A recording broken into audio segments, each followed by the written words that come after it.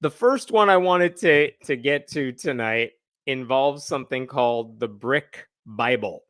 And if you are not familiar with this, you are missing out. Okay, let me tell you a little bit about this book here, and I'm going to share an image of this with you while I tell you about it. This is the Brick Bible. More than 2 decades ago, an artist named Elbe Spurling had read the Bible, realized how disturbing certain parts of it could be, so she began recreating Bible stories using Lego bricks. That is the technical formal name for Legos. Lego bricks. She not only recreated a bunch of these scenes, she then photographed them beautifully, as you can see, and just started creating this website with all the stories of the Bible, well, many of the stories from the Bible told. And it's so well done that, like, it kind of makes you laugh when you see just how detailed it is and how it doesn't skip any of the crazy parts. If it's going through the book of Genesis, you are going to see some very disturbing, possibly incestuous, possibly genocidal stuff. And so I love the Brick Bible.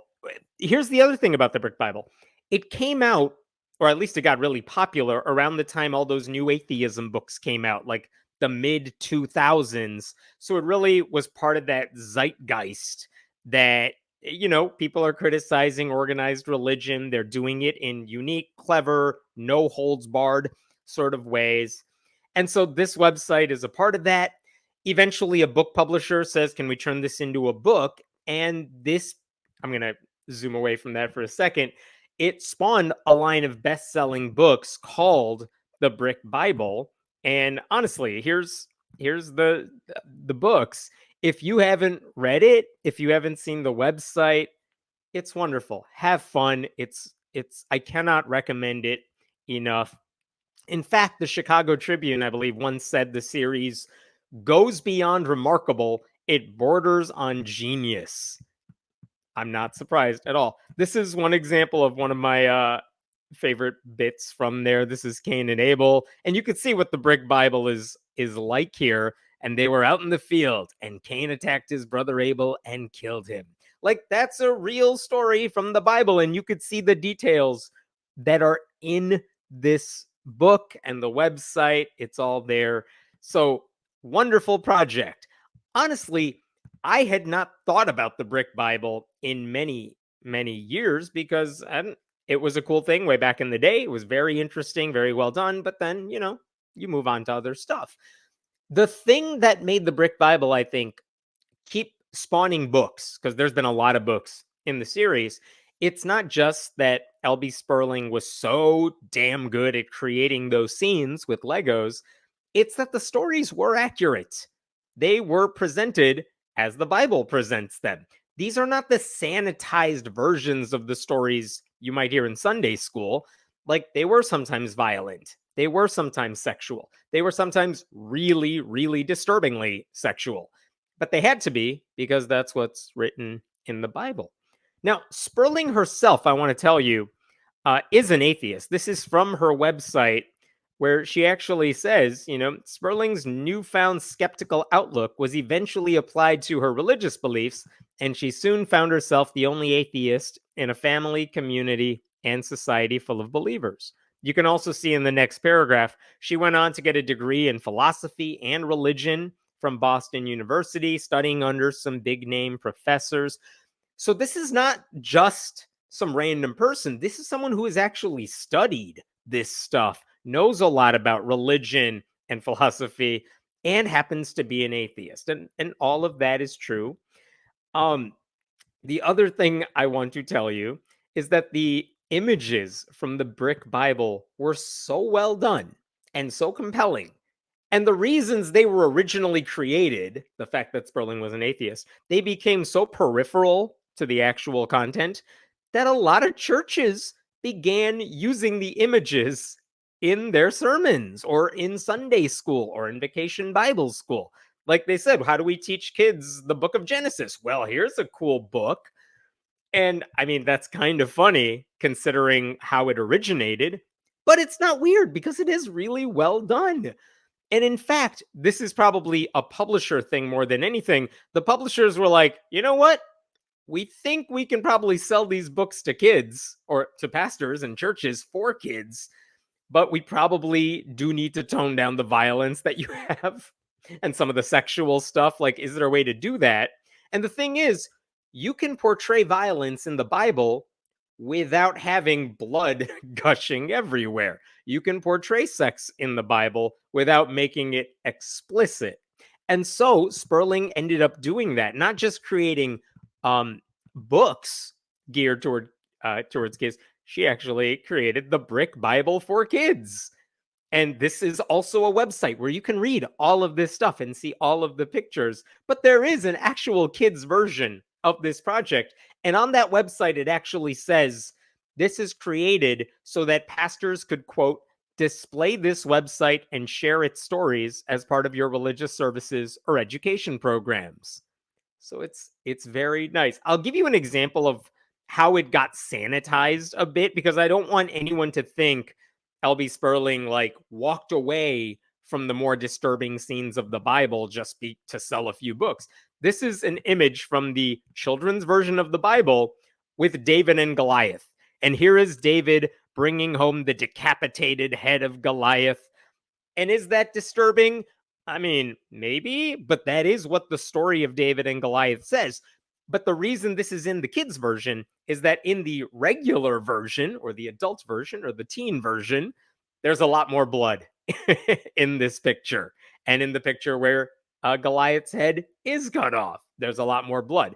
The kids' version just doesn't have that in it. It just shows, see, David beat Goliath. Here's Goliath. So that's an example of what the kids' version of the book looks like. So anyway, that's your introduction to the Brick Bible if you're not familiar with it. The other thing you need to know is that in 2015, again, many years after this book and the web series came out, Spurling announced that she was transgender. That was 2015. And so a lot of the Brick Bible books still have her dead name on it, but there's no hiding the fact that she's trans today. Okay, so that's the Brick Bible. Now, why are we talking about it now? It's because even though the book series and the web series came out 2 decades ago, a conservative commentator named Allie Beth Stuckey just found out about it, and she is horrified. She's so disturbed by the fact that this series exists. And if you're not familiar with Allie Beth Stuckey, you may remember Candace Owens from last week. They share the same brain cell. Allie Beth Stuckey is also a conspiracy theorist who thinks dinosaurs are a hoax. I believe I covered that in a previous live stream once. But I want to show you some clips from the show she did this week, just so you get a sense of like how she's very disturbed by this and how shocked she is that this sort of book would exist. So here's one clip, then I'll talk about it. A curiously powerful graphic novel. The problem is that it is actually explicit. It is extremely gory. It is not theologically accurate, and it seems that it is actually meant to shock and disturb. It was seemingly created for adults who almost want to make fun of the Bible and to show how maybe cruel and merciless God seems, rather than for children to show them the beauty of Scripture and the love of Christ. I love that because you can almost see her figuring it out in real time. Because she said, like, the problem with this book is that it's explicit, it's gory, it's not theologically accurate. What part of the book is not theologically accurate? She never says, because it's pretty accurate. And also, she says it's shocking and disturbing. And she said, created for adults who want to make fun of the Bible and show how cruel and merciless God seems. Yeah, that's because God is cruel and merciless. Like, did she not know this? It turns out if you actually depict the Bible as written, God doesn't come off looking very good. And she says that children, you're supposed to show children the beauty of Scripture and the love of Christ. But that's really hard to do when you're reading like every verse in the Bible. Like, she's so close to figuring it out. But yeah, The Brick Bible lays out the stories of the Bible. That means there's a lot of disturbing shit everywhere. Like, if that shocks you, if that disturbs you, your problem is with the Bible, not the artist who's rearranging these scenes with Legos. Okay. Now, throughout her entire podcast that Stuckey did, she misgendered Spurling many times on purpose. She referred to her as a quote unquote transgender person. Like, she used the words quote unquote as if what, trans people don't exist. When she was reading a biography of Spurling, kind of like the one I did to you, she noted that Spurling used to attend an Episcopal church. And Allie Beth Stuckey said, the Episcopal denomination is extremely liberal because, it's not enough that she was a Christian. Clearly, she was the wrong kind of Christian. And then she insisted Spurling must have some kind of humiliation fetish, which must explain why she's trans. Like, just ad hominem remarks, absolute bigotry left and right. You expect that from conservative commentators. But I was curious, like, why is this coming up now? What happened with this series now that got her talking about it? And it turns out that what happened is that someone sent her a screenshot from a private Facebook group where they share book reviews for like families with Christian children, right? So they're sharing book reviews, and someone commented on the Brick Bible, and someone took a screenshot of that review and sent it to Allie Beth Stuckey. That's why we're talking about it.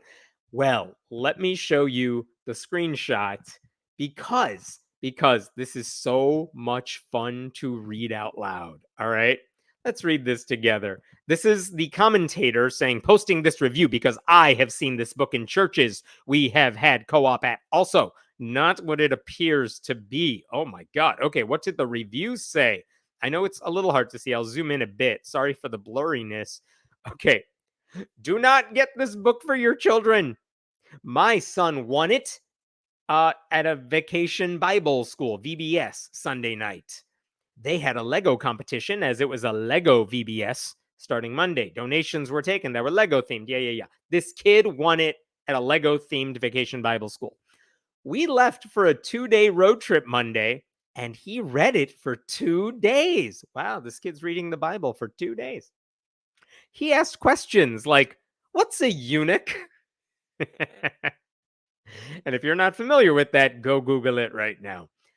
Not realizing there were images of characters cutting off their private parts and blood everywhere. Now, I know the next section is blurred out, but I do know what word they were saying. We had a talk about rape, as he already read that in the Bible. But this story was in there as well, with a Lego raping another Lego. It jumped from one horrific story to another, never showing God's love and grace.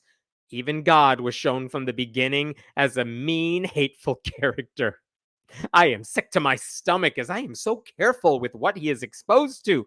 I looked up info on the author and some statements he, she, question mark, made are included. The author is a trans atheist, and this was written to mock the Bible and for adult teen audience. Like, okay, Christian Karen, calm down.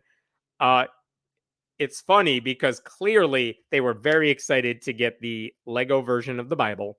The kid loved it. And then mommy looked at it and she's very disturbed because it's not the PG rated Bible that she wants her kid to see. And clearly she didn't read the book in advance. Clearly the Bible school didn't know what they were giving kids because clearly they got the original version of the book and not the Brick Bible for Kids. So it's all very interesting. I'm pretty sure the Brick Bible for Kids does not have the word eunuch or two Legos sexually assaulting each other. So Allie Beth Stuckey reads this letter to her audience. She never explains the difference between the Brick Bible and the version for kids. But you know what? None of that should matter. Because, like I said, God is cruel and vindictive in the Bible. That is true from page 1. This mom is mad because her son read the Bible, warts and all, instead of whatever version she wanted. It's not Elbe Spurling's fault that kid was never exposed to the full text of the Bible until reading the Brick Bible. And yet, Stuckey was convinced there was some secret agenda at work with this series. Let me play this other clip for you. There's nothing that indicates that it would be blasphemous, of course, because it wants Christians and it especially wants unsuspecting kids to read it. And they want these violent images to be stuck in their head so that when they think about God and they think about Christianity, they are fearful and angry. But you don't get that at all when you are looking at the cover. Yeah, you don't get it if you look at the cover. You're never going to believe this. There's a famous saying about judging books by the cover. If only we knew what to do with that. The thing is, there is no agenda. Again, it's not blasphemous. It's just retelling the Bible. It's not looking for unsuspecting kids. There's actually a kid's version of the book. Um, and this idea that the author wants violent images stuck in their head, so when they think about God and Christianity, they are fearful and angry. Again, I feel like that's a you problem and not the author's problem. Stuckey later said, "It is so much like Satan to make a book like this that looks cheery and loving on the outside, that really on the inside is a poor depiction of what God is." Okay. And by the way, within seconds of saying that, she said, okay, the Bible is absolutely gory in some parts. And, quote, it does talk about some really, really disturbing stuff. But, she went on to say, that doesn't mean God is like promoting that stuff. Which, okay, fine. But guess what? The Brick Bible isn't promoting genocide or incest or any of that either. It's just saying this is in the book. So, since that podcast went live earlier this week, a couple of conservative websites have been trying to blast out this clip. This is an example from The Blaze, which I believe is the company Allie Beth Stuckey works for. Demonic storybook Bible sold to kids by a transgender atheist. Like, they hit all the keywords right there. Why is it a demonic storybook? It tells the story of Genesis. There is a New Testament version that tells the story of Jesus. What about that is demonic? I don't know. It is not sold to kids. There is a version that is marketed towards kids, but guess what? That wasn't the version talked about in the podcast. And who cares that it's written by a trans person? It doesn't even matter that's written by an atheist. There's nothing in there that suggests they're trying to like deconvert you. But that's just one example. Here's another one from Charisma, this insane Christian news outlet. Parents and kids misled by deceptive storybook Bible. Who's doing the misleading? It's not the author. I feel like if parents are misled by this book, it's the parents' fault. They didn't know what they were getting because they thought they were getting the Bible. They didn't realize they were getting the whole Bible. Okay, so all of these people are just completely out of line here. So I say all that. I will tell you that I happen to know Elbe Spurling. We've been acquaintances for many, many years because I'm old and we're both on the internet. So I reached out to Elbe Spurling and I'm like, are you familiar with the fact that Allie Beth Stuckey was talking about your book? And she was like, what? Who is that? No idea what you're talking about. So I got the chance to tell her, you have to look at this clip.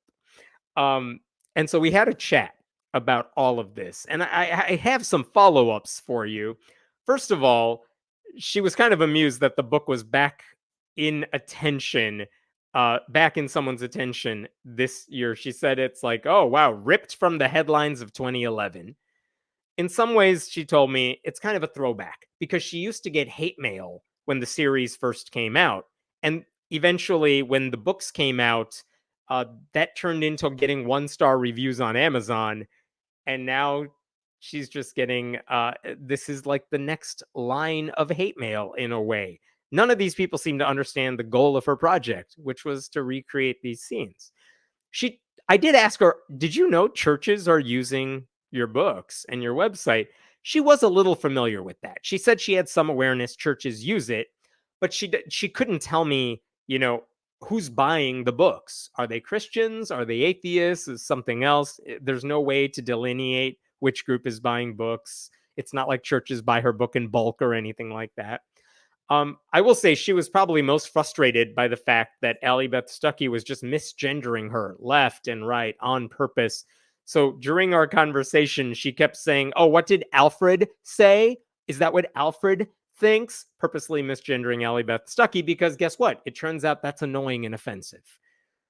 The other thing I found very interesting is Spurling told me that it's not the first time this has happened where someone buys the brick Bible and they think it's meant for kids because it's Legos. And then they realize, like, oh, this is gory and violent. And actually, she told me, with at her request, the publisher actually made a change on the Amazon listing of the brick Bible. I highlighted this, but you could see it here. If you go on Amazon now to buy the brick Bible, look at this disclaimer at the bottom. This is right at the top of the page, and this is my highlighting, but this note to parents: this book is intended for older children, teens, and adults. For younger children, please search Amazon for the Brick Bible for Kids series of picture books. Like, even now, the publisher is kind of telling you, hey, is this really the book you want? And clearly, no one at Vacation Bible School knew that. So I found that interesting. I didn't know that. Um, was there anything else? Oh, she also wanted me to say, look, she's been here before. There's no secret agenda at play. There's no deception. And she wanted me to tell you she does not have a humiliation fetish. And in case anyone's wondering about these books, the Bible series actually stopped in 2018. At least that's when the last Brick Bible for Kids book came out. However, if you are interested, she is working on a different project, which I didn't know about. It's the Brick Book of Mormon. It's only online right now. I think it's the brickbookofmormon.com, but there are several chapters already, and it looks just as awesome as the regular Bible series. And also, she just published her first book that doesn't involve Legos. And this is at her website, but elbespurling.com. But you could see the title here: Salvation from Ancient Judaism to Christianity Without a Historical Jesus. Like, that's an actual academic type of book. So if you're interested in Elbe's work, check it out. I'm sure you're going to enjoy it. And I'm so amused by the fact that this series is getting attention again. Maybe new people will discover it. And you know what? Maybe if Allie Beth Stuckey read any of these other books, she might actually learn something. Who knows?